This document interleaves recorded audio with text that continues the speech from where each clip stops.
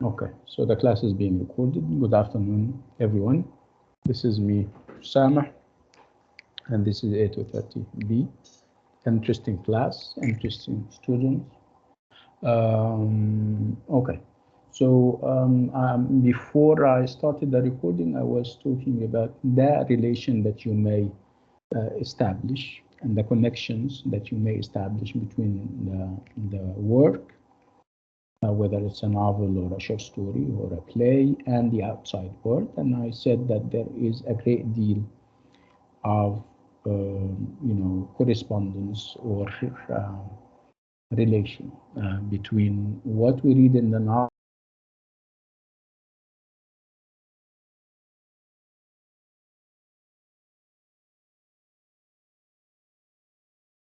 of the conflict that we're seeing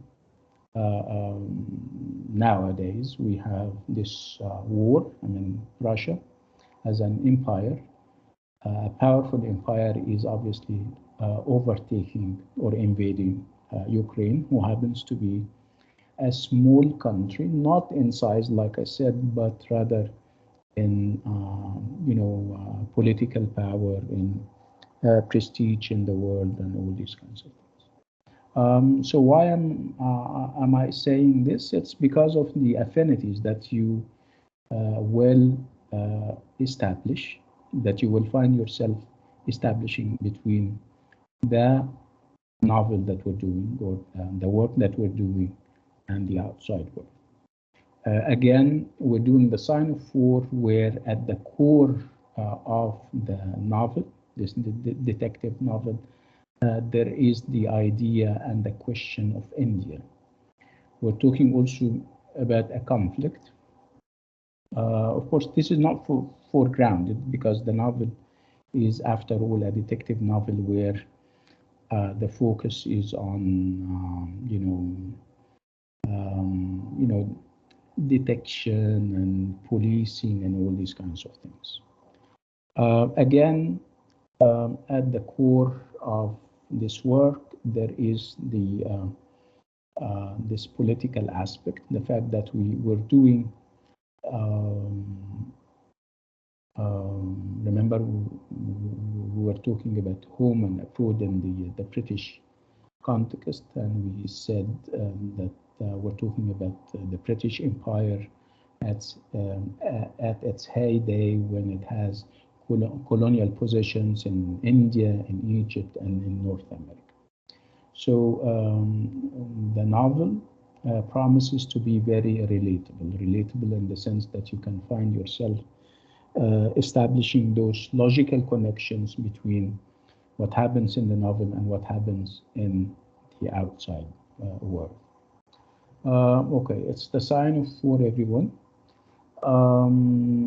We have kind of rescheduled the class last week. We didn't do the class, and I am hopeful that was time that gave you time to read this piece of work. I said it's not long, and this is typical of detective novels. They are not long. Of course, they are full of details, and those details are significant, and you also have insignificant details, but it's not, you cannot, under any circumstances, compare it to Wuthering Heights, for example, in terms of length and even in terms of complexity. I'm hopeful that some of you have done or have gone the extra mile and read the novel. Can I have hands raised, indicating that you have done some reading? So if you have read the novel, kindly raise your hand. If you have done, so it doesn't have to be the whole novel, at least a part of the novel, raise your hand. Okay. Razan did.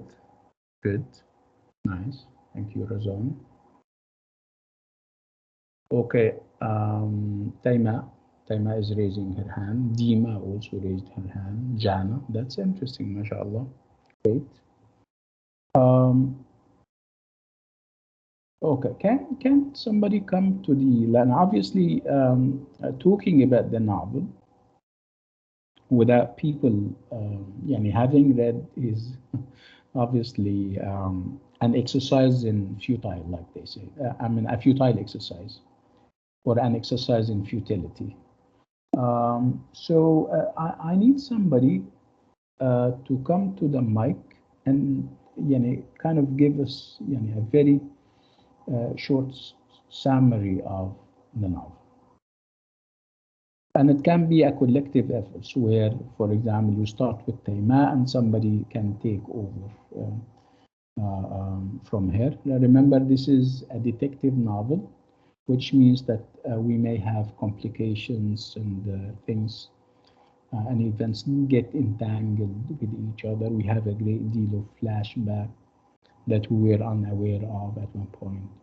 So who would like to volunteer and give us a summary or an outline of the novel?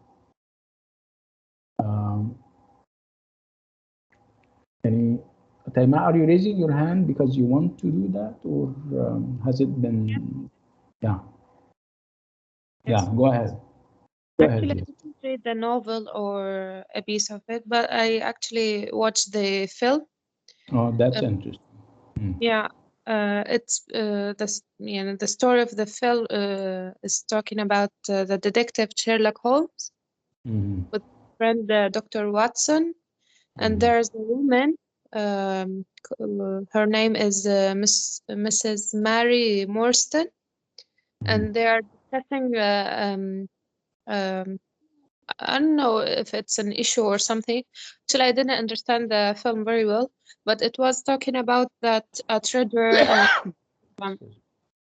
kind of mafia or the sign of four, and they were like detecting or searching for the killer or something like that. Actually, I didn't understand the story very well.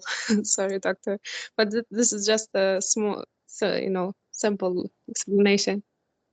Thank you so much, Taima. Can somebody take over? Razan was raising her hand. Razan, would you like to come to the mic and give us an outline? Yes. Yeah, go ahead, yeah, Razan. The story is about the idea that Miss Morstan's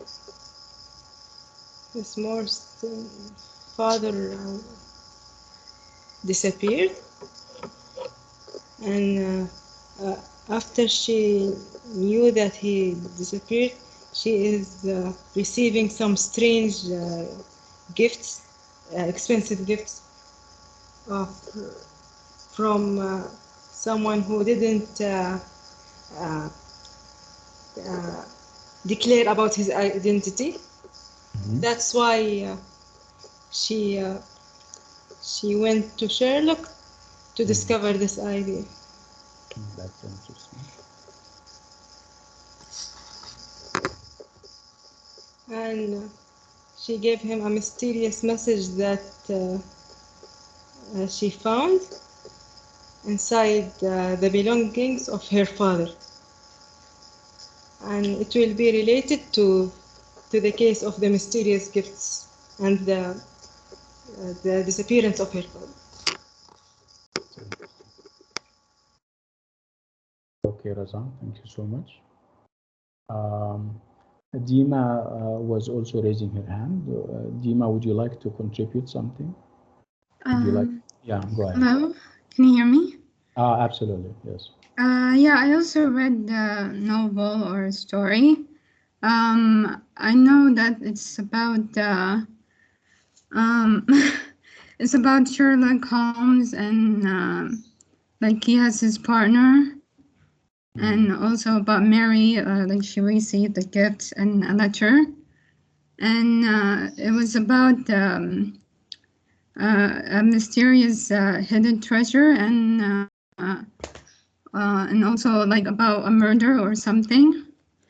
So yeah, Miss Mary went to Sherlock Holmes, and Sherlock was trying to help her like to find the hidden treasure and the mystery, the murder and everything. Yeah. Interesting, mashallah. Excellent, Yadima. Thank you so much. Okay, that's I know it has lots of complications and lots of entanglements, and these are obviously typical of detective novels and short stories. Okay, so let's talk about the characters. Give me the names of the characters and who they are in the novel, if you still remember. Can we have people fresh? Can we have fresh voices? People who haven't contribute input so far. Still remember the names of the characters?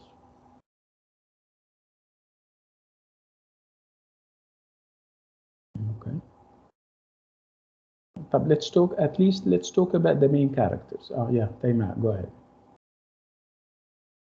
Yes, doctor. Actually, I have noted the names of the characters. We have the detective Sherlock Holmes. He's actually the main character. Alongside with Mary Morstan and Dr. Watson. Yeah, that's interesting. These are the main characters. Any other characters that you? Yes, there's also Mr. Shelton. And there was also Mr. Jones and police officer, and there were also children in the movie. I don't know if it's included or not, but there were so many children in the film. Yeah, perhaps children in the sense that they are, I mean, small kids or children of parents. I am still my father's child. I am 50, but I'm still his child. I'm not a child, but I am his child. What do you mean by children? Actually, they helped Sherlock Holmes to find a ship or a boat. I think something like that. I didn't understand that whole story. Obviously, this is the adaptation part because this is not happening, obviously, in the novel. You know, normally when a novel or a play gets adapted to movies or to the cinema, the director has his own vision and he may alter and modify events. Excellent. Thank you, Taima. Okay, so these are the main characters. Okay, so it's a detective. When I said it's a detective novel, have you done any detective? I mean, forget about doing detective. Have you read detective novels and whether detective novels are your favorite or not? Let's talk about. Yeah. I've read ones for Agatha Christie. Okay. Nice. Interesting, Elujain. So, um, is genre a favorite for you, Elujain? Do you? Not actually. Okay. Maybe I like to watch movies or TV series, but not reading novels. But it was interesting though. Okay. Interesting. Very good. Anybody else? People who are into detective novels, thrillers. Yeah, Razan. So Razan likes detective novels. Yes. My favorite one is The Woman in White by Wilkie Collins. Nice. And The Moonstone by the same writer. That's interesting. Okay. Anybody else? Detective novels, thrillers, horror novels, horror movies, things that make your hair stand on end. Okay, right. So let's talk to those who read or watch detective genres. Let's talk about the characteristics or the elements that you find repeated and recurring in those novels or movies. What are the characteristics of detective novels? For some. Thank you.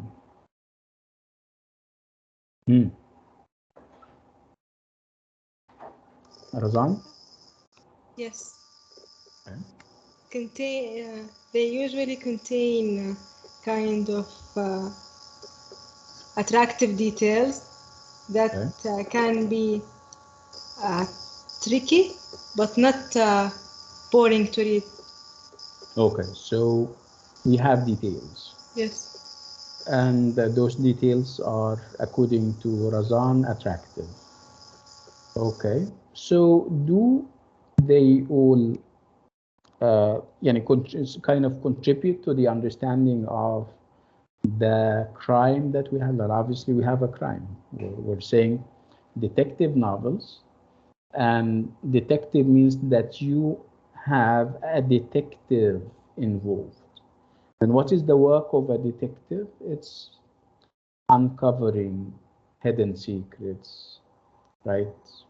Revealing, the reasons for a crime or a murder, right?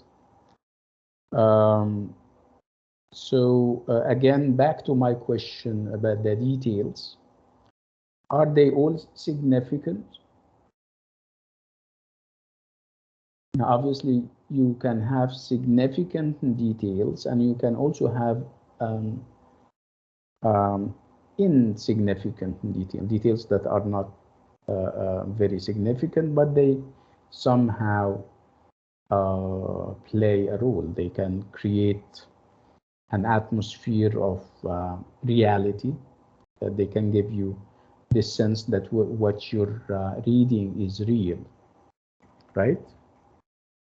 So they are there for a reason. So even if you have details that are not very important, you have to kind of realize that they also play a part or a role. Yeah, good. Okay, so together with the vivid details that Razan speaks about, there is also a crime, and that's why we have a detective. We have a detective, of course. So you have a crime. It can be a murder. It can be a theft, right? It can be both. You have vivid details, significant and insignificant. You have a detective, and you have an assistant to the detective normally. What else? What else do we normally have?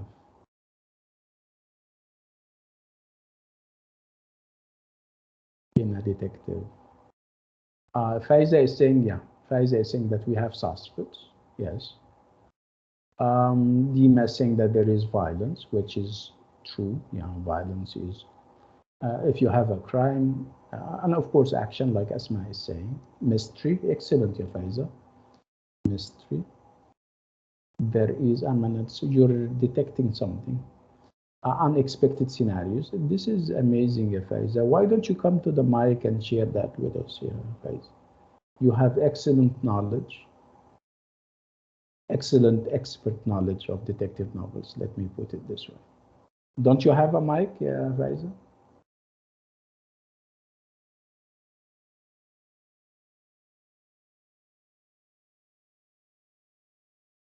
Okay. Right, anyway.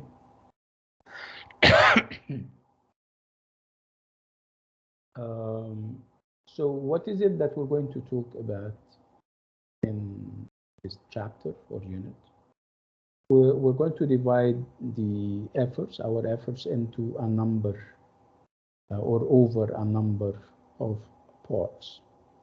I'll give you an introduction about the novel in terms of the age, in terms of the biography of the author or the writer. And then we move to the background of the age and the main ideas. Remember, we're still talking about home and abroad. And we're going to, of course, focus more this time around on abroad, because abroad is at the core of the novel. And by abroad, we mean that we're moving to another country, which is India. And when we talk about India, it's okay. Faiza is saying that the environment is a little bit noisy, that's why she cannot use the mic. I understand and I appreciate. Again, I'm talking about the parts that we're covering. Like I said, we will start with the background and the biography of the author, and then we move to one of the basic ideas in the novel, which is the idea of India and the relationship between India and Britain at the time, and how India is being manipulated in the novel, like it was manipulated in real life by the British. Again, India is going to we're going to have echoes of India in Britain, in London, and this is home. And we're going to have, of course, echoes of India back in India. And we're going to have a mix of echoes where abroad is going to be home, and perhaps home will go abroad. Again, it's the novel is about those entanglements. What else are we going to talk about? We're going to talk about detective novels as a genre. We're going to talk about its characteristics. And we're going to see how this is reflected in the novel. Again, we shouldn't overlook or lose sight of the fact that the theme that we've been hitting all through is home and abroad. We have spoken long and enough about what home means for the English, and what abroad means also to them. If you think of it in terms of growth or development, you see that in Wuthering Heights, for example, the focus was on more, perhaps, on the idea of home. And then we moved on and spoke about abroad in the as represented by the character of Heathcliff, his strange behavior, the so many complex things that we spoke about in Wuthering Heights. And in The Sign of Four, we are obviously completely abroad, where, like I told you, at the core of the novel, you have India, and obviously India is abroad to the English. And we're going to talk about the associations of India in the minds of English people, and whether those associations are positive or negative. And if they are negative, are they negative because they are negative, or because of the perception of the English as as citizens of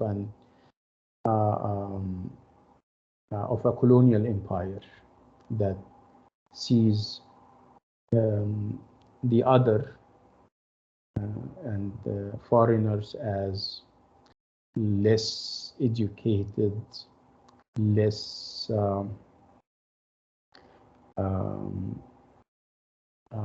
less abled, if you like, less everything. Okay, we'll talk about all these issues when the time is right, inshallah. Let me share with you what I have, and we are on our way, inshallah.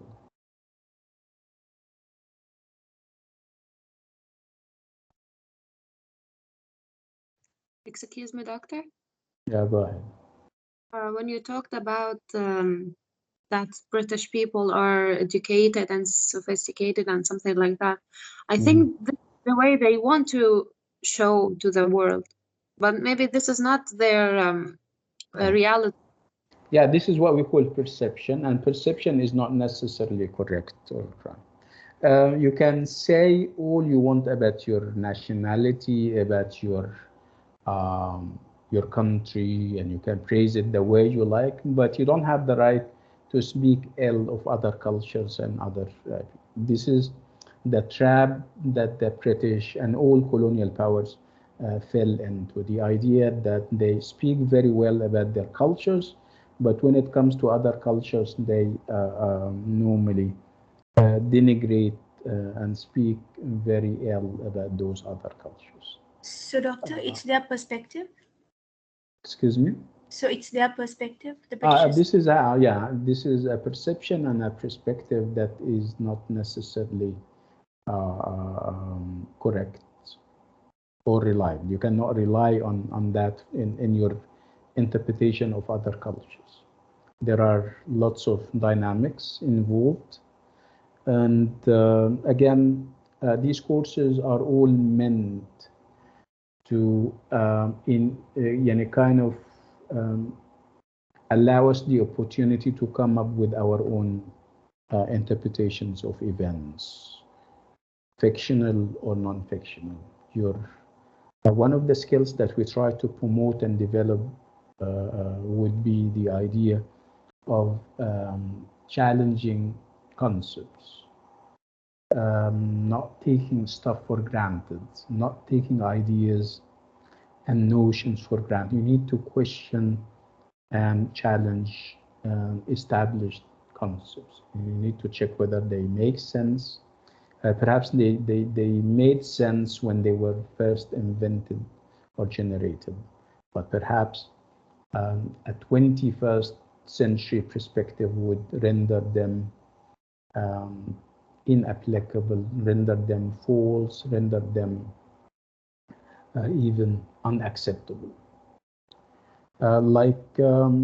We've been grappling with the idea of women and the issue of women down through the ages, and how women have always been put at a disadvantage. So the ideas that people accepted about women in the past are no longer acceptable in the 21st century. I don't mean that those ideas were correct. No, of course, women have been always kind of unfairly treated.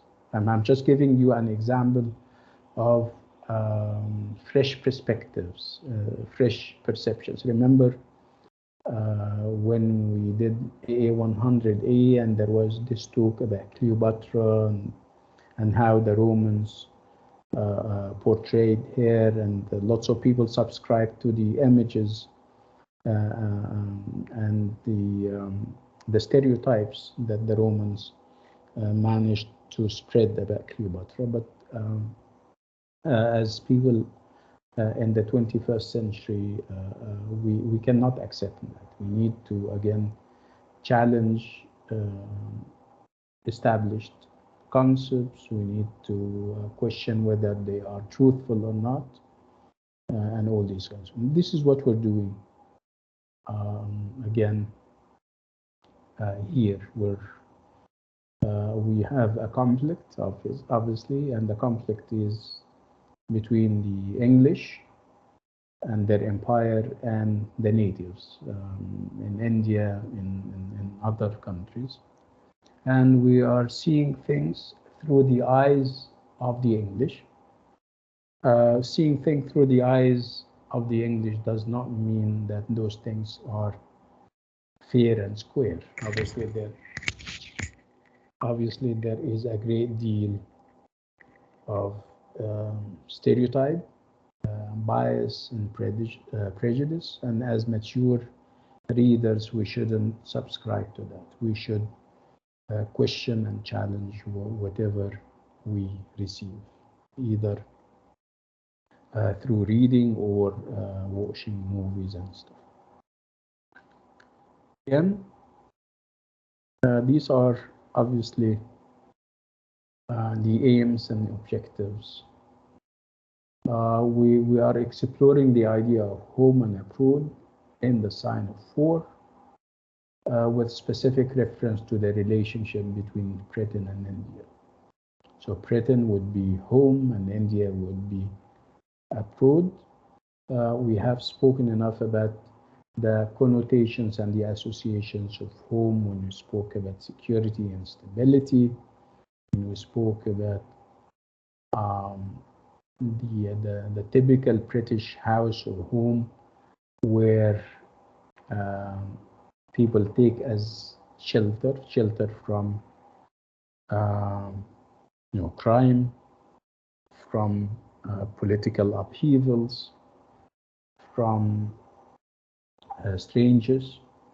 And we also spoke about the fact that women were expected to do much within the confines of their homes, to the extent that people started to equate managing and running your home in a nice way with morality. You are morally abrupt if you can run and manage your home, if you're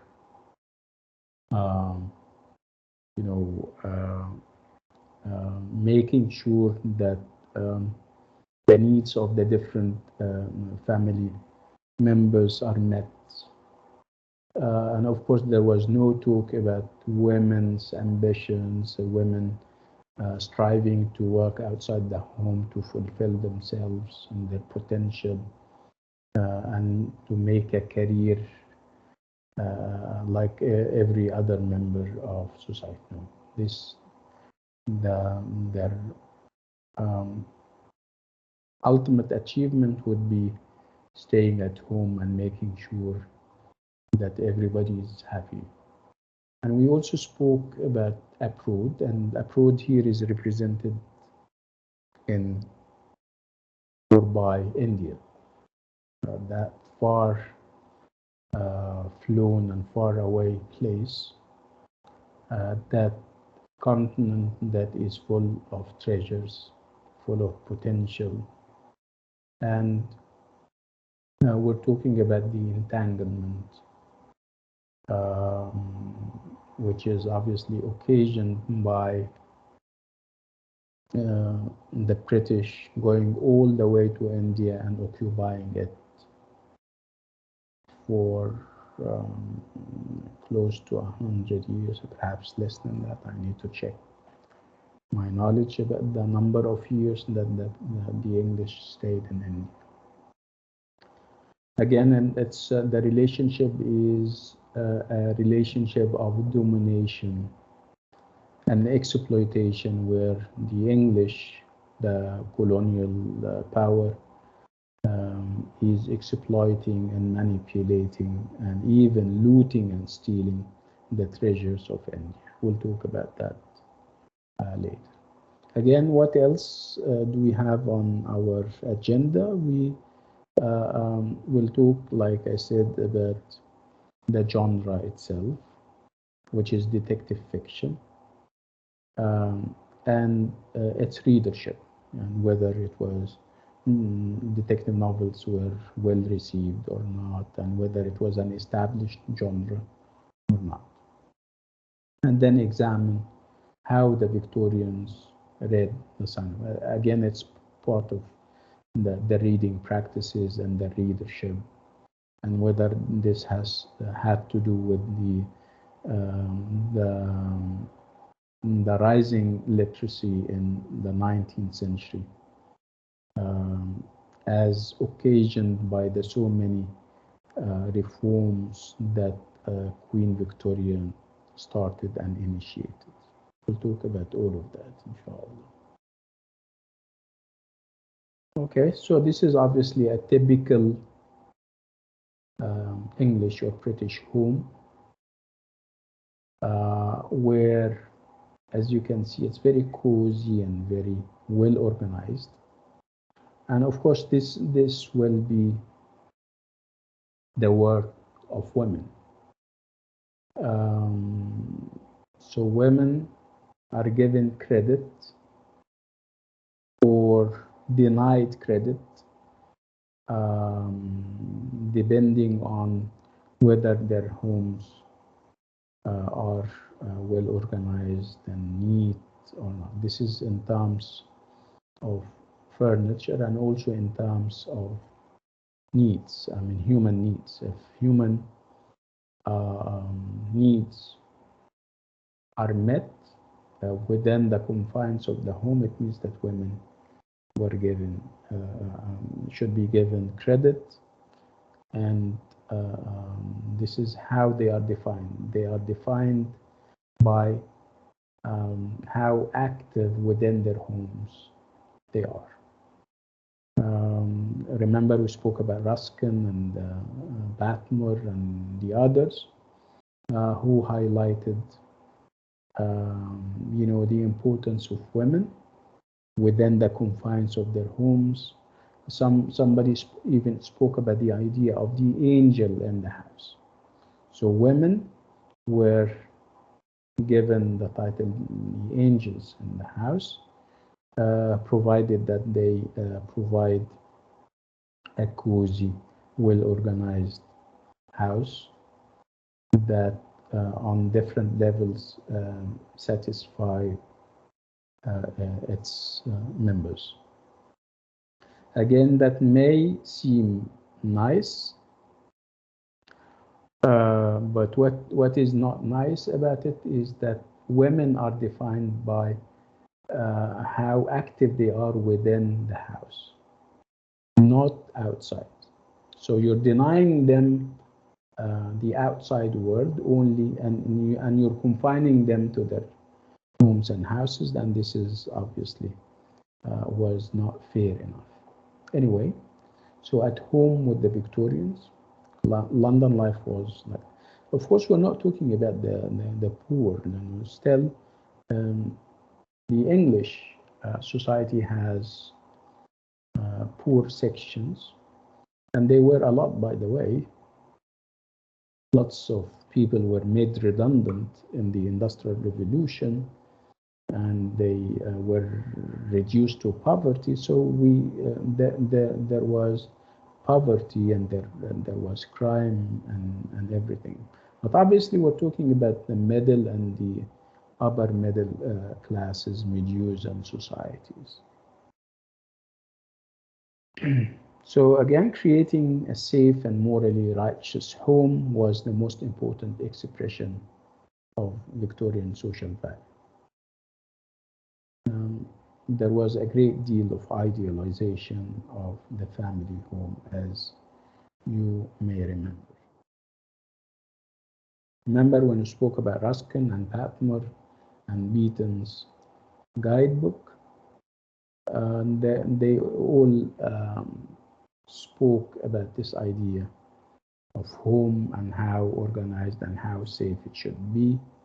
And there was a great deal of talk about women and their active role within the confines of their home and nowhere else.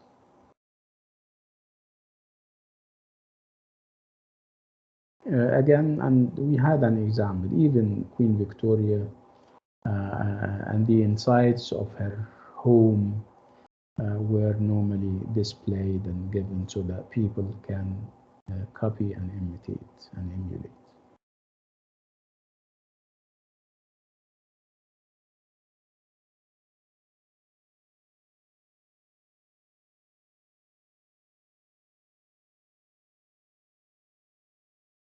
Again, this is another home.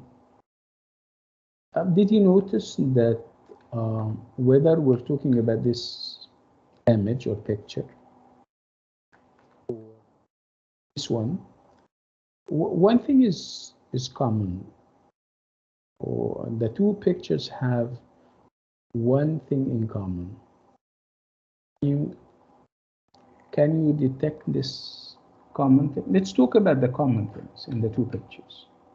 This picture, look at it. See the slides? What? We can't see the slides, sir. You cannot. Ah, I'm sorry. Ah, yeah. Perhaps I didn't share it here. So sorry. Yeah. Yes.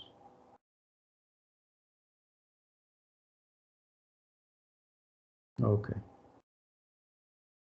Can you see this? Yes, doctor. Okay.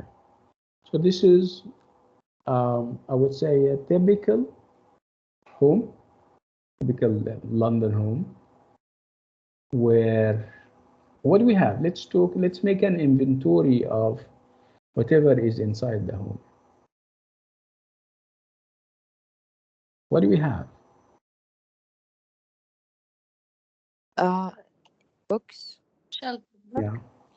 Yes. Fireplace. Yeah. Nice. Nice.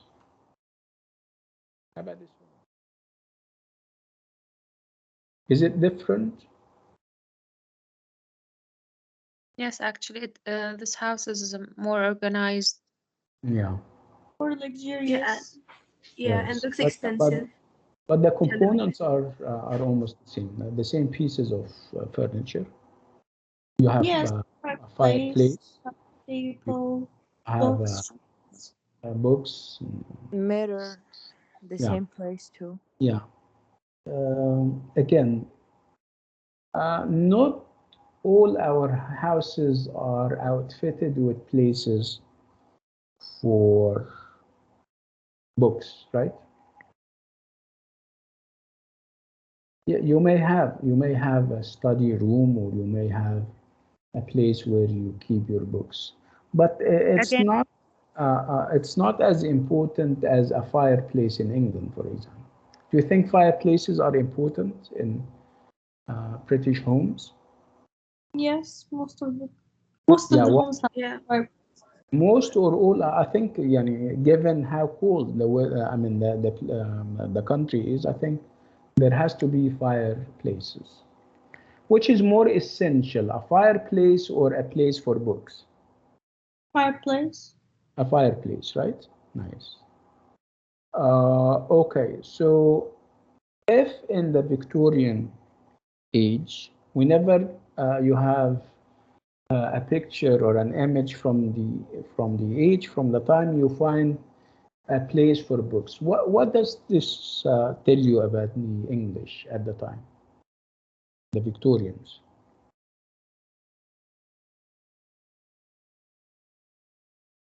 If in all the images that we have of the time we have a place for books. Well-educated people. Yes, I wouldn't say that they are well educated, because that would take us to the idea of going to universities and stuff. But now, of course, not all of them went to universities. But at least this tells us that they were literate. They knew how to read and write. There was literacy. Literacy is the ability to read and write, right? I think because at that time,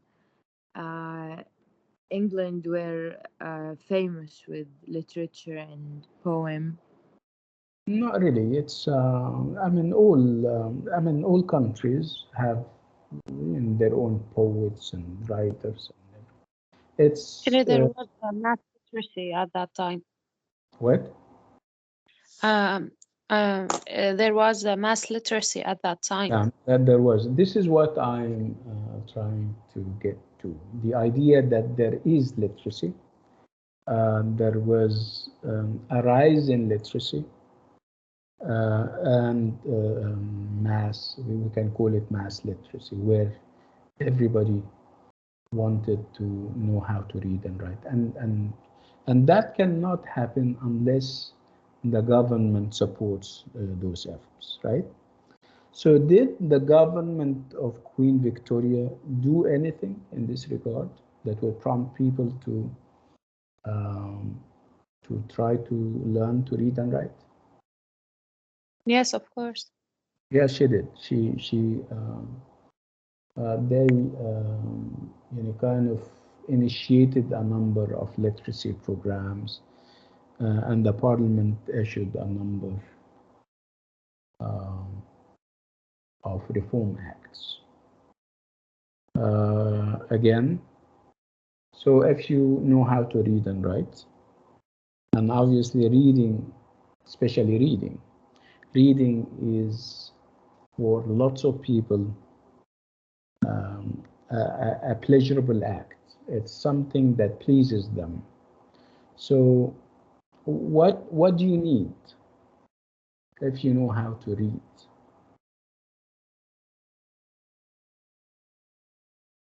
If reading is among your interests or on the list of your hobbies, A good place. I need books. yeah, you need, of course, you need a relaxing and a good place, but of course you need material that you can read. You need books. Yeah. Okay. Mm. So that would perhaps help create an atmosphere that is conducive to writing. Writers are going to start to write because they know that there are readers awaiting or waiting for them, right? And that would explain again why we have newspapers, lots of newspapers,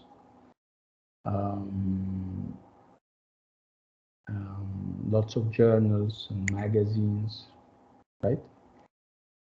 Okay.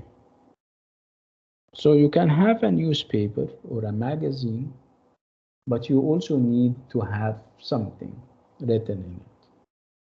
So what was this something that people read in the Victorian age?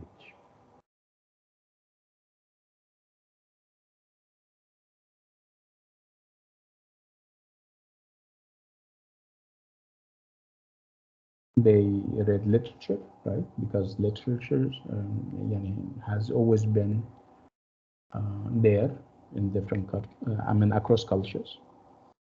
They also would read news or the news. Then the news from inside and also the news from outside. Remember that at the time there was an empire in the making, an empire that has colonial positions in India and North America and other places. If you have empires outside the country, if you have colonial and colonies outside, of course you have people going there in order to work there. So you have lots of English people traveling to India in order to work in the empire as administrators and managers, right? You also have soldiers, English soldiers, going there in order to keep the peace, right? And of course, those people have relatives, and the relatives want to know about them and what they do and stuff. And also the relatives are curious about what kind of atmosphere their children or their relatives work in. They hear a lot about India. They hear a lot about North America. They hear a lot about Egypt. So they want to also have people tell them stories from there. That's why the novels and the stories that you have are not anymore focused only on England or the English landscape, right? You have, like we have seen in Wuthering Heights, for example. Wuthering Heights is focused primarily and entirely on England, right? Whether the north of England or the south of England, right? But with the sign of 4, we have England and beyond England. We have England and we also have India. Okay.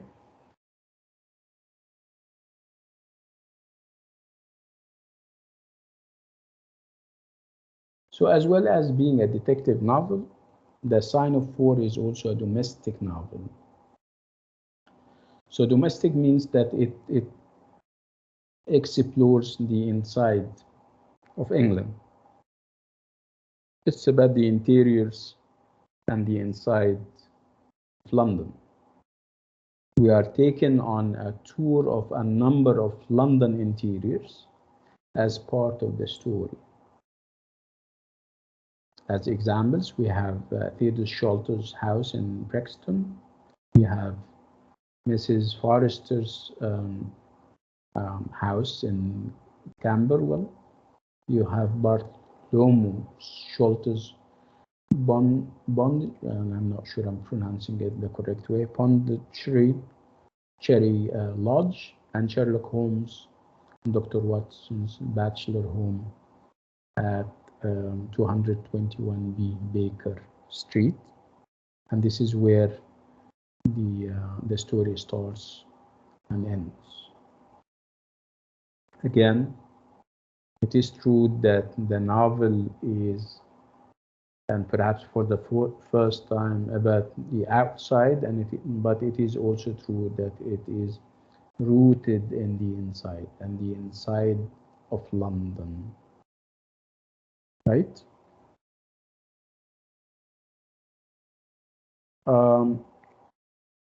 The novel was a smash hit, was a success.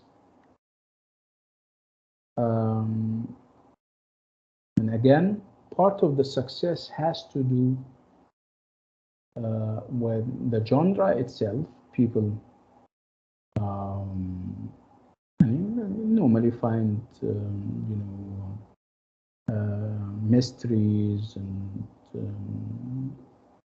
mystery resolving an interesting thing. The genre itself, the nature of the genre itself, the way the genre was presented was also very important. Because typical of detective stories and novels, you have, it is episodic. Episodic means that it is given in parts, and you normally at the end of one part there is this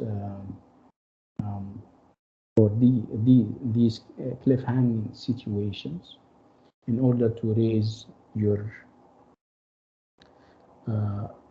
suspense level and in order to prepare you for the upcoming episode. So it's episodic. It is given in parts and in serials. So it is serialized, and serializing meant that you cannot wait to read the second part or the second episode. That would explain why this short story this story was successful. Also, the idea that people were waiting for, and remember we're talking about literate people who are waiting for things to consume, for material to consume, reading material, and novels, regardless of their genre, were needed in order to fill, for people to fill a gap in their lives, and also to know about the outside world.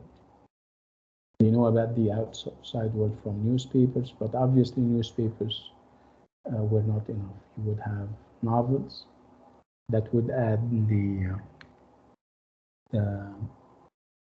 the spices, if you like.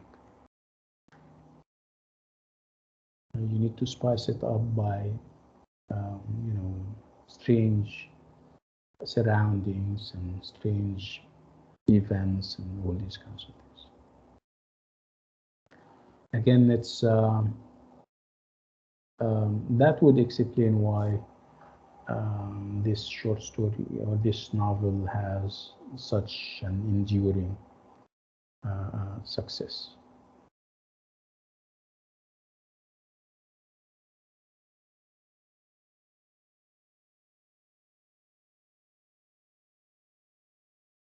So what we can see here is a reconstruction or a imagining of what the home of the detectives looked like, where you can almost tell that this is a Victorian house on a small scale, because you cannot compare it to the image that we have seen before. Again, I spoke to you about the components. As you can see, we have a lot of paper, and that is typical of people looking for details and writing detailed descriptions of things so that they can sort them out and come up with a solution of a puzzle or something.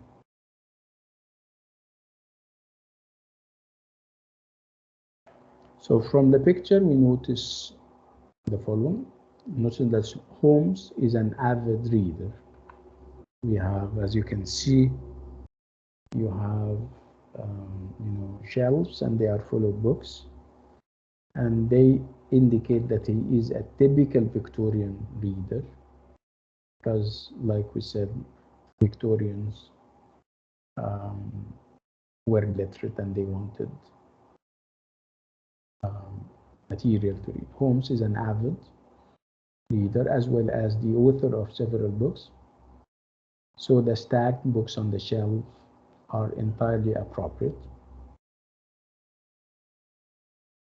An indication of how important reading was, when we first meet Holmes, the first time Holmes speaks in the novel, he looks up from an old black letter volume of a book, you know, that he has been reading.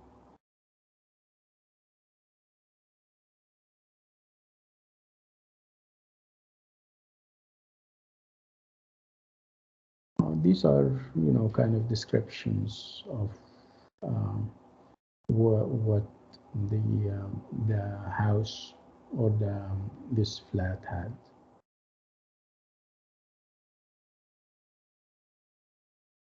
So, as well as describing a domestic interior familiar to many of its readers, the level of domestic detail in The Sign of Four is designed to flesh out the character of Holmes and make him a realistic and believable personality. You can always, when you see him speak or move, and in the background there are familiar Victorian objects, you can always believe that he is not a fictional character. He is believable, he is relatable, he is somebody that you may meet in any given Victorian street at the time. Again, we have illustrations that show us typical Victorian settings and atmospheres.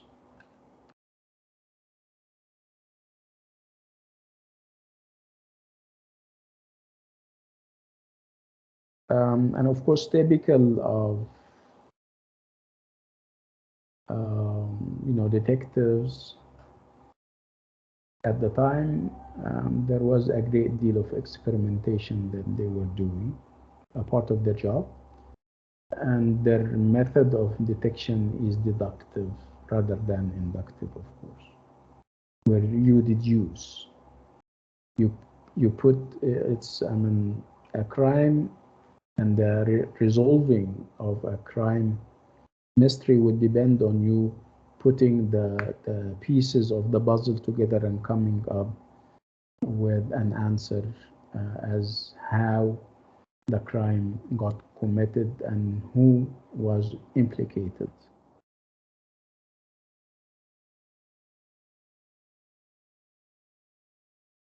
Like I said, Holmes' features and most typical gestures and habits are illustrated in order to make him a real person in the reader's imagination. So the descriptions of of the house on Baker Street are cluttered with details of a domestic interior that readers grew to think of as real rather than imaginary. So if Wuthering Heights represents a gothic, wild, uncanny house troubled by its past, 221B Baker Street embodies much of the coziness that Victorian readers would have known from their own homes. So as the story unfolds, 221B Baker Street would serve as a marker of domestic security in an unpredictable and sometimes frightening world. Again, we shouldn't lose sight of the fact that together with the coziness that you may feel in any typical Victorian home, that would clash with what you know about the London world of the time, where there was a great deal of violence and a great deal of crime. So you have this clash between what you know about the perfect Victorian home and the violent realities of urban life, as we have highlighted when we spoke about home and abroad in previous chapters and in previous meetings. Okay, so how much do we know about Doyle himself? Doyle is the author, Arthur Conan Doyle. Of course, he is a household name. Everybody knows about him inside England and even outside. And of course, he's known for his detective fiction. So where was he born? He was born in Edinburgh in 1859 to an Irish immigrant family that experienced some financial hardship during his childhood. He got an excellent education at private schools and later at Edinburgh University, and that is due to the generosity of one of his uncles. Again, so if we say that the family had financial hardship, it means that he has felt and seen firsthand what it feels like to be poor. So when he talks about poor people and the poor brackets of society, he knows what he is talking about, obviously. So as a student of medicine in Edinburgh and later as a practicing doctor, he saw both sides of the social divide. Social divide means that you have the rich and you have the poor, you have the haves and you have the have-nots. And he also recognized the prosperity and respectability. He also recognized that prosperity and respectability lived side by side with poverty and crime. Doctor, Yeah. Doyle is an imperialist writer. In a sense, yes. He knows what the empire brings to Britain in terms of treasures, in terms of wealth. And yeah, it's not very much felt in the novel. It's not very heavily dealt with, but you can almost tell that he is somebody who believes that the empire or having an empire like the British one is good news for the English people. Doyle knew from his own experience that even the seemingly happy Victorian home could hide dark secrets. And this is first-hand knowledge and experience, because his own father was an alcoholic and had to be institutionalized in 1885. And he had to go to a lunatic asylum or to places where crazy people are treated. Again, his medical research examined the effects of syphilis. So he knows firsthand what it means to be poor, to live under very harsh conditions and circumstances.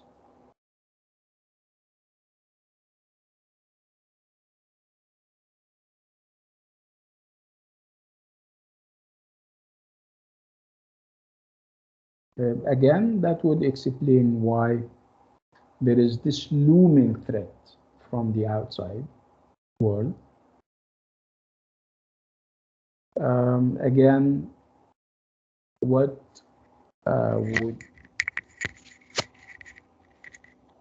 would be even more emphasized would be the fact that it can be domestic. So the threat that you're having is not only from outside, you can also have the domestic space doubling as a crime scene. And even in their house, and in the details about their house, I mean Watson and Sherlock Holmes, and in their practices, you have signs that home is not always homely. When you have bad practices, at one point, for example, you get to know that Holmes is a drug addict. And the fact that he injects himself 3 times a day with a 7% solution of cocaine in the drawing room. Again, this is the very Victorian home that should be pure, that should be full of nice things.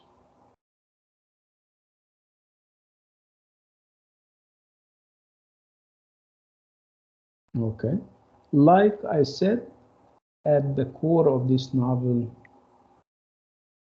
you have this idea of India as an idea and as practices on the ground.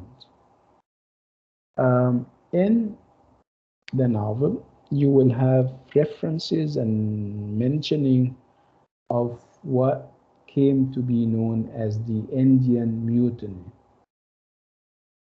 The Indian Mutiny of 1857, or this neighborhood. So it's Indian, which means that we're talking about India, and it's a mutiny. What's a mutiny? Rebellion? Yeah, rebellion, right? Good. Who decides whether it's a rebellion or a revolution? Because obviously revolution can be good news, while rebellion can be bad news, right? Remember when we started, we spoke about perspective and perception, right? And we said that things can change depending on the perception and the perspective, right? For the Egyptians, remember when we spoke about Cleopatra, for the Egyptians, Cleopatra is their queen. They love her like you can never imagine. They idolize her even. She is their idol. For the Romans, Cleopatra is liberal. Cleopatra is a dictator. Cleopatra is the disruptor of peaceful households. See the changing of perspective. So if I say Indian Mutiny, and we have two sides deciding on that. You have the British, you have the Victorians, and you have the Indians. Do you think the phrase Indian Mutiny is the invention of the English or the Indians? When I say Indian Mutiny, and like Asma, I don't know whether that was Asma, Mutiny said, mutiny is rebellion. Yes, Doctor. It was the Indian Mutiny that was created against the British rule. No, I'm not talking about that. I'm not talking about the event itself. I'm trying to unpack the phrase Indian Mutiny, and I am saying that it could have been labeled Indian Revolution. So if I say Indian Revolution, that would be the perspective of the Indians or the British. Indian Revolution.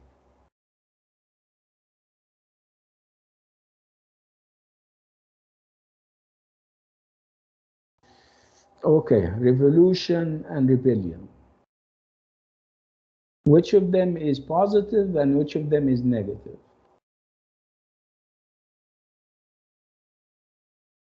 Revolution is positive. Revolution is positive, right? And you normally come up with a revolution because you're not happy about something, right? Rebellion is different. Rebellion, for the most part, is negative. So Indian Mutiny, the invention of the phrase Indian Mutiny is a British or a Victorian one. If you ask the Indians at the time, what do you call what happened on that day? They would tell you this was an Indian revolution. Can you see the difference? So Yes. Indian Mutiny, this is from the perspective of the Victorians or the Indians again? Indians. And no. Of course, this is the British referring to the revolution that the Indians started at the time as a mutiny, as a rebellion. But for the Indians, this was not a mutiny. This was a revolution. Okay. Now let's not over-explain it, otherwise I will confuse you. Okay. So whether it's a revolution or a mutiny, if you have a revolution or a mutiny, so how many parties do you have? How many sides to the revolution or the mutiny do we normally have?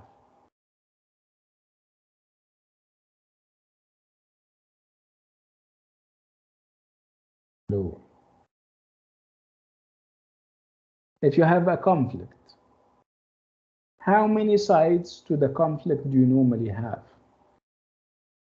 2 or more. Yes, 2, right? Yeah. Similarly, if you have a mutiny, whether it's a revolution or a rebellion, you normally have 2 sides. So, and we're saying it's the Indian mutiny, right? So we have established one side. So one side in this mutiny is whom?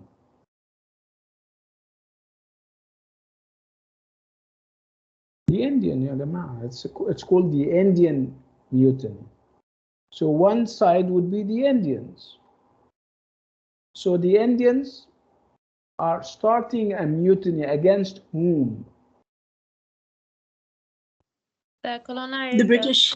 Yeah, the British colonizers. Yeah, the Victorians, the Victorian colonizers. Okay. Okay. So what do you think by default كده? Would you think that the Indians were wrong or mistaken in starting this mutiny without knowing anything, without knowing who started what? No, actually, they have the right to save their country. Yeah, you simply Yes, ask yourself. to defend themselves. Yeah, who went to whom, right? We are now in India, not in England. So whatever the Indians did, they are correct and they are right. Why? Because they have foreigners on their land. They have colonizers. Okay. So to reduce the whole issue to Indians killing British soldiers is obviously a misreading of what has been or was happening at the time. The Indians have every right to kind of revolt from time to time because the British rule is illegal. You don't occupy my country, you don't invade me, and you expect me to kind of grin and bear. I wouldn't receive you with open arms and with a smile, and you are an occupier, right? Yes, similar to Ukraine and Russia. Yeah, absolutely, yes. So what happened in the mutiny? And again, I take issue with this idea of mutiny. The word mutiny is the invention of the English. They are seeing things from their own perspective. Okay? So if you ask Indians again, it wouldn't be the mutiny, it would be the revolution. Again, you normally mount or start a revolution for good reasons and for a cause. Okay, right. Anyway, we're saying that at the core of this detective novel, there is this idea of the mutiny, the Indian mutiny. So what is this Indian mutiny that we're talking about? It's a historical event that shaped, the history of the time. Again, it's there in the narrative. It shapes the narrative of the Sign of Four. And this mutiny broke out in May 1857. Again, it's a violent rebellion. Remember, the wording are taken from the book. And the book is an open university book, the London Open University book. So it's written by a Breton or an English guy. You wouldn't expect him or her to say that this is a revolution and people have the right to defend themselves, to kind of resist occupation. They wouldn't tell you that, obviously. So there is this insistence on what happened, on labeling and describing what happened as a mutiny or a rebellion. Again, if we adopt a revisionist attitude to what is happening, we would call what happened a revolution, and a rightful and a legal one. This is how people should read literature. You don't take stuff for granted. You need to question even the words, the wording and the phrasing of something. Okay, so the sign of 4 has this idea. It's in the background looms the violent rebellion of Indian soldiers and civilians against British East Indian Company rule. Okay, against the British occupation, in other words. Usually referred to as the Indian Mutiny. Referred to by whom? So the mutiny is, or the event is usually referred to as the Indian Mutiny. Do you have any doubts that this is the description of the British or the English? It's clear that it's the description of the British. Yeah, absolutely. So usually referred to as the Indian Mutiny. It lasted until 8 July 1858 and was the first serious challenge to British control in India.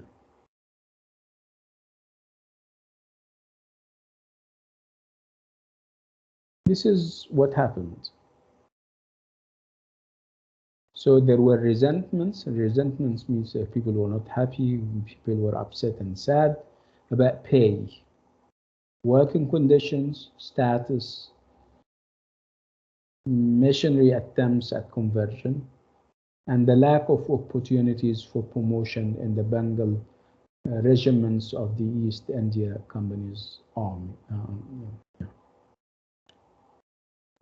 Okay, so you have people are not happy. Why? Why are, I mean, people here, of course, by people here, I mean Indians, were unhappy about pay. Obviously, they were poorly paid. They worked under very extreme working conditions. Of course, they had no status, and given the fact that they are natives or colonized. And there were also attempts at converting them. Of course, you know that in India, you normally have Hindus, and you also have Muslims. So when the British came to India in the 19th century, they brought with them missionary individuals. Missionary, when you hear the word missionaries, missionaries are those people who try to convert people from one religion to another. So there were missionaries, and those missionaries were very active at converting people from Christianity to, from Hinduism to Christianity, and from Islam to Christianity. And obviously, you don't play with that part. You don't mess with this part in people. They can tolerate anything, but the idea of trying to change their religion is a big problem.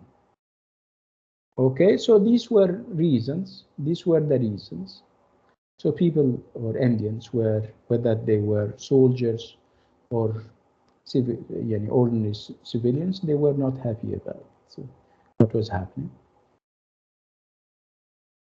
And what compounded the issue, or what made it even worse, was the fact that, especially with soldiers, they were given rifles, and those rifles were greased with animal fat. And this animal fat was made from pork.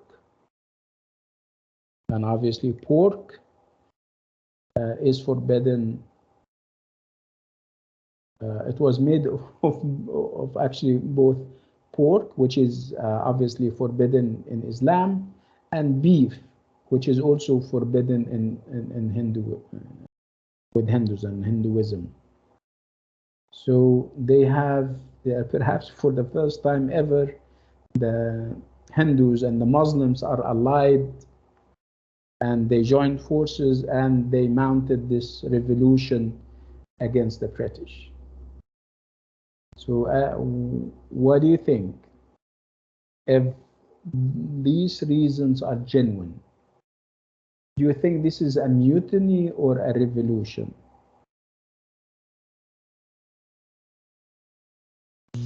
A revolution. A revolution. Okay, good.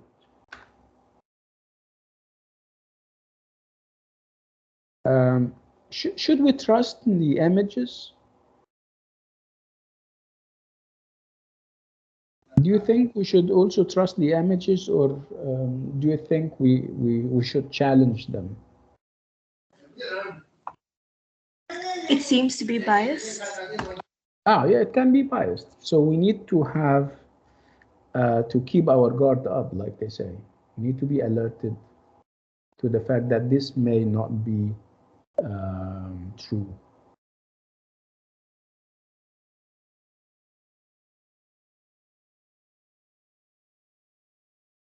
Again, yeah, this is technical.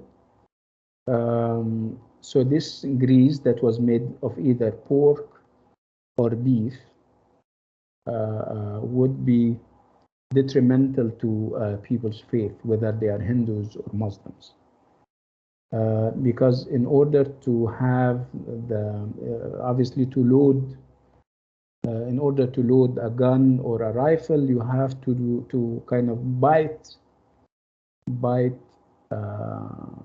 these paper cartridge open. You use your mouth, and if you use your mouth, of course, the grease, which is either made of pork or beef, is going to you're going to taste. You're going to taste this grease, and obviously this is against. So as if you're eating it.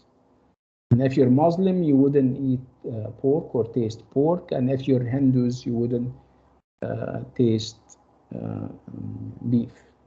See, again, this was one reason, and we spoke about the other reasons. We spoke about resentment as being increasing and mounting, poor pay, extreme working conditions, lack of prospects and incentives, and all these kinds of. Okay, so there were rumors about the cartridges spread across the Indian regiments like wildfire, inflaming widely held conviction that the East India Company, this is the British representation, had a secret policy of converting its soldiers to Christianity. So they made a scenario out of it. Perhaps they are doing that as part of their project to convert us to Christianity.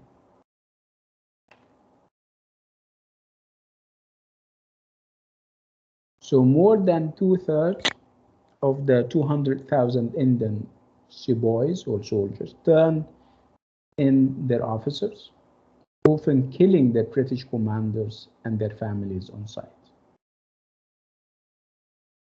Do we have who's speaking? What do you think?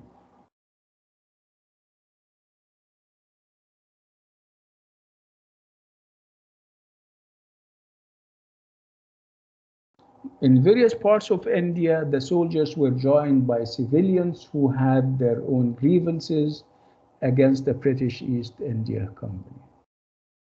Again, whose voice is this?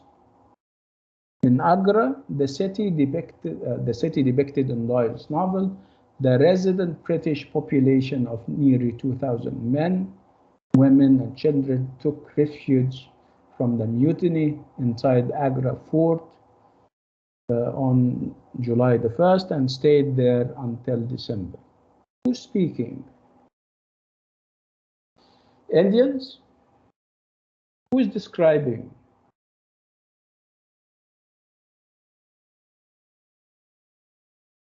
What do you think? I think the Indian. The British, I think.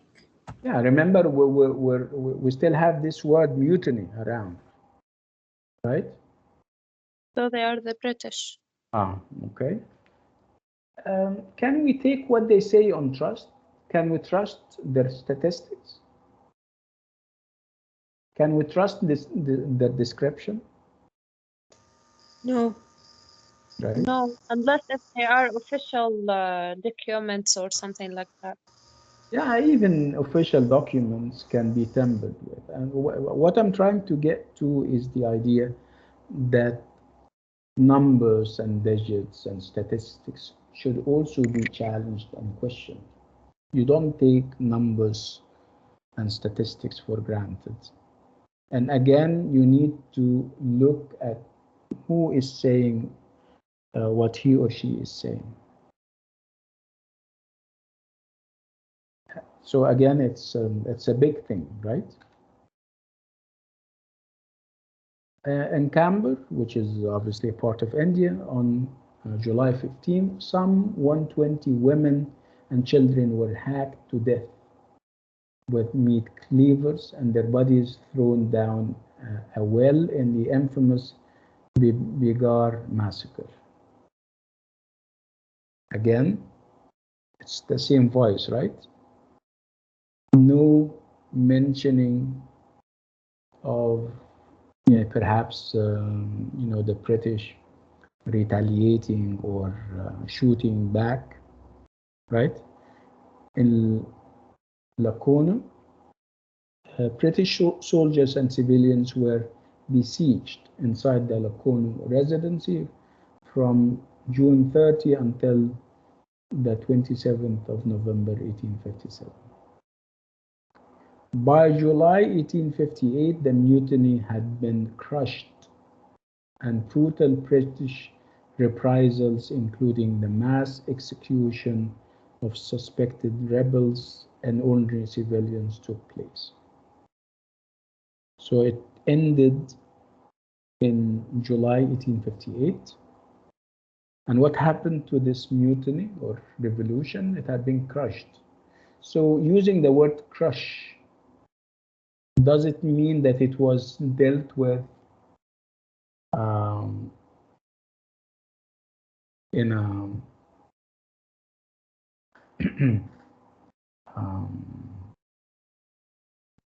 in a light way? Crushing is very violent and very severe, right? And there were brutal British reprisals. Reprisals mean revenges. You take revenge.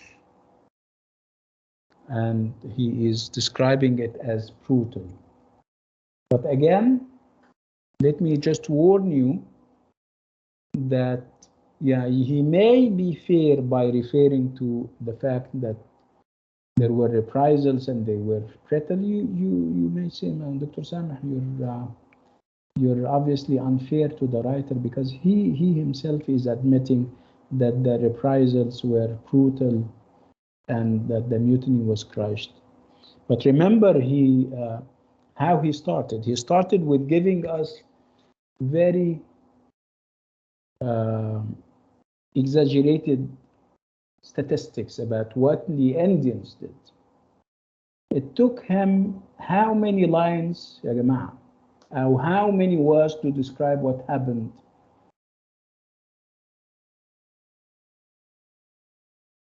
It took him 1, 2, 3, 4, 5, so many lines to describe what the Indians did, and it took him 4 lines to describe what the British did. Can you see? Yes.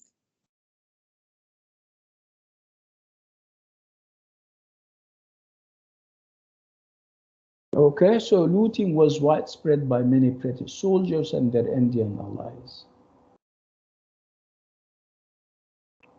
So Doyle depicted the murder of Ahmed, which is obviously the British version of Ahmed, Doyle's depicted the murder of Ahmed and the theft of the Agra jewels by Small, but Small is one of the characters, and his Sikh accomplices during the mutiny in Agra.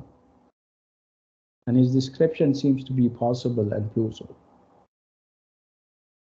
So the political impact of the Indian Mutiny was to transform British rule in India from the indirect authority of the East India Company to the direct rule of the Crown as a colony, with an appointed Governor General representing the monarch. So they changed the system. And instead of having a company representing them and ruling the entire country, they directly ruled or put the country under their own occupation. And there was a proclamation by Queen Victoria, and she was declared the Empress of India in 1877. Let's talk about how writers and journalists and literary figures reacted to the mutiny. And I'm talking about British or Victorian literary responses. Before we start, what do you think? Do you think they're going to be fair and square and say that the Indians were put at a disadvantage, they were unfairly treated? Are they going to justify what the Indians did? What do you think? I think it depends on the reader whether if he is British or Indian. No, I'm talking about British literary responses to the mutiny. And those responses are by writers. The writers, the British and Victorian writers, reacted to the mutiny in their writings, whether those were poems or essays and columns in newspapers. So, including uh, Doyle. But of course, Doyle came like three decades after the mutiny. So again, this is the perspective of whom? The British writers. Yeah, this is the British writer. What do you expect them to be? They are going to be in favor of whom? The English or the Indian? The English, obviously. Yeah, of course, obviously, yes. So the cultural impact of the events of 1875, 1878 on the British public was wide and long-lasting. In the following decades, dozens of novels were written and published on this event or on this theme, as well as scores of histories, memoirs, paintings, poetry, and privately printed volumes of correspondence. More than any other event in the British career in India, the rebellion, again it's called rebellion, was the single favorite subject for metropolitan Anglo-Indian novelists.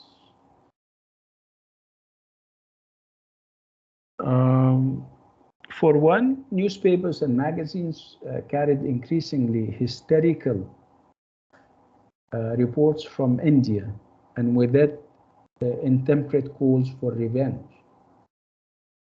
So newspapers and magazines reacted by calling for, they were hysterical, and they had, they called for revenge. Many critics and authors, including Charles Dickens, British writer, Wilkie Collins, another British novelist, Mary Elizabeth Pradun, and Alfred Lord Tyson wrote about the mutiny. Even writers without family connections to India responded to these events.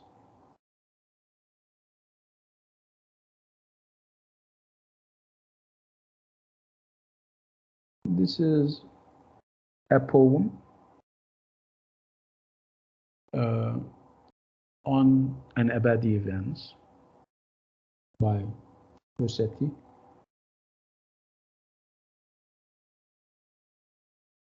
And I would like you take note. I would like you to take note of that. I would like you to read the poem. Okay, so it's Susan Rossetti's poem on the mutiny. I would like you to read it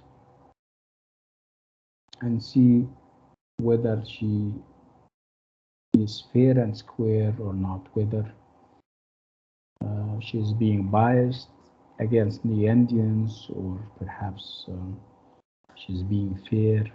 Okay, make sure you read the poem.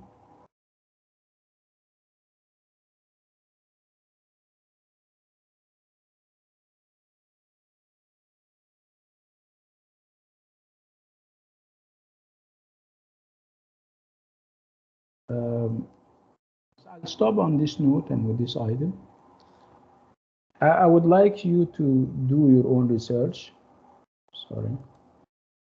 on and about the mutiny, the Indian mutiny. I mean, read as much as you can about the mutiny, and read about the reaction, the British reaction to the mutiny, in terms of, literary figures, contributing to the conversation and talking about what happened, and see what kind of attitude they are adopting, whether they are aggressive, whether they are fair, and so on. Okay, I think we need to meet again this week. And I am suggesting Wednesday at, I'll give you choices, 10 a.m., 12 p.m., 2 p.m. 10, 12, 2. I think it's fine. Doctor, tomorrow? No, I'm saying Wednesday. Oh, Wednesday, okay.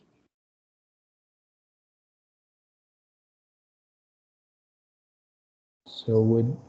I think afterwards good. Actually, I'm sorry to say that, but on Wednesday I have my monthly medical appointment. And because, the doctor is the manager of the hospital, I usually go from the morning. I cannot expect when he will finish his exercises, medicines, and this stuff. You mean when you will go, but you don't know when you will end, right? Yes. So normally, do you finish, after 2? Sometimes they, because he have so many patients, sometimes they make us stay until the Asr prayer. Okay. So would 4 o'clock be fine? Inshallah. Let me ask you. Of course, you have a mobile and you can use it. Can't you only listen? If it's Okay. if I you might try to take my mobile and phones with me, headset with me. Right. So okay, let's go back to the rest of the class. Again, it's either 10, 12, or 2.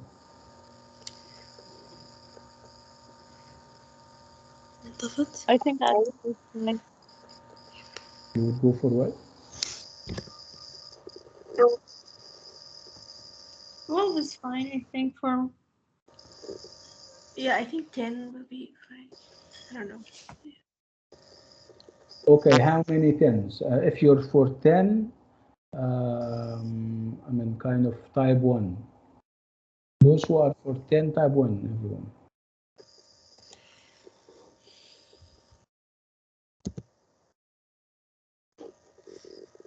10. I'm very clear about what I'm saying. I didn't go to 12 yet. So nobody's for 10, huh? Okay, let's move to 12. If you're for 12, please type 2.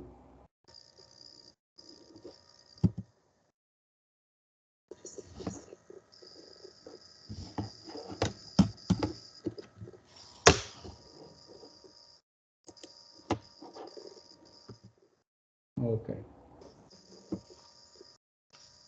Okay, so if you're for 2, if you like that we start at 2, please type 4.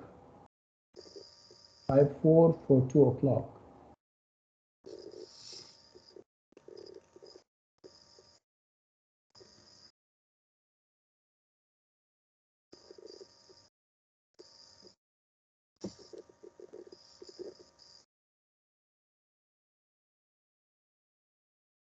Okay, so 2 o'clock seems fine. So we're meeting on Wednesday at 2 p.m. Okay? Wednesday this week at 2 p.m. Thank you so much, and it was nice meeting you this afternoon. Assalamu alaikum. Thank you, doctor. Welcome, everyone.